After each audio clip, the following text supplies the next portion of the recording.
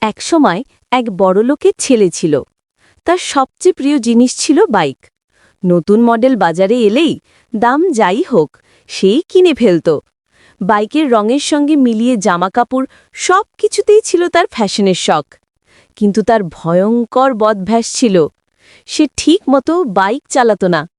হাত ছেড়ে চালানো, কানেতে ইয়ারফোন, ওভারটেকের প্রতিযোগিতা, হেলমেট কখনোই না। বাবা মা বারবার নিষেধ করলেও সে কারও কথা শুনত না। তারপর একদিন হঠাৎ একটি গাড়ি তাকে ধাক্কা দিল। সে ছিটকে পড়ে গেল, মাথা ফেটে রক্তে রাস্তা লাল হয়ে গেল। অ্যাম্বুলেন্স এসে তাকে হাসপাতালে নিয়ে গেল। ডাক্তাররা অনেক দিন ধরে চিকিৎসা করল। শেষ পর্যন্ত সে ধীরে ধীরে সুস্থ হল। কিন্তু মজার ব্যাপার, এত বড় দুর্ঘটনার পরও তার ভিডিও দেখেও মানুষ একটা লাইকও দিল না, সাবস্ক্রাইবও করল না। এটা দেখে ছেলেটির চোখে পানি চলে এলো। শিক্ষা একটাই, ফ্যাশন